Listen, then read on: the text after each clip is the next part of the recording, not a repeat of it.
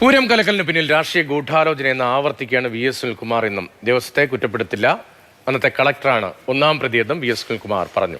Pooram അലങ്കോലപ്പെട്ടതിൽ ദേവസ്വത്തെ കരിവാരിത്തേക്കാൻ ശ്രമിക്കുന്നുവെന്ന് Thiruvambady Devaswom secretary Girish കുമാറും ആരോപിച്ചു. എന്നാൽ പോലീസിന് വീഴ്ചയില്ല എന്ന് സംസ്ഥാന പോലീസ് മേധാവി റബാഡ ചന്ദ്രശേഖർ പറഞ്ഞു.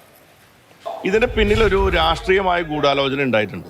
ആ രാഷ്ട്രീയ ഗൂഢാലോചന നടത്തിയിട്ടുള്ളത് ഇതിൻ്റെ ഈ പൂരം അലങ്കോലപ്പെടുത്തുന്നതിലൂടെ അതിൻ്റെ രാഷ്ട്രീയമായ ലാഭം കൊയ്തിട്ടുള്ള ആ പ്രസ്ഥാനവും അതുമായി ബന്ധപ്പെട്ട ആളുകൾക്കാണ് ഈ പൂരം കലക്കലിൻ്റെ പ്രധാനപ്പെട്ട ഉത്തരവാദിത്വം. ഉദ്യോഗസ്ഥന്മാർ ഏതെങ്കിലും ഒരു ഉയർന്ന ഉദ്യോഗസ്ഥൻ അതിൽ പ്രധാനപ്പെട്ട പങ്കാളി ആണ് എങ്കിൽ അത് ഒന്നാമത്തെ പ്രതിയായിട്ട് വരേണ്ട ആള് അന്നത്തെ ജില്ലാ കലക്ടറാണ്.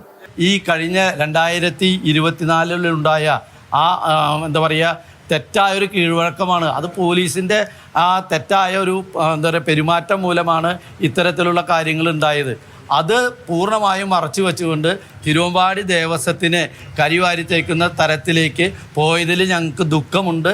പോലീസിൻ്റെ ഭാഗത്ത് അങ്ങനെയാണ്. പോലീസ് സൂപ്പർ നമുക്ക് എൻ്റെ അറിവ് പ്രകാരം അതുപോലെ തന്നെ അതിൻ്റെ അറിവ് എനിക്ക് ഞാൻ പരിശോധിച്ച് പറയാൻ പറ്റുന്നത്.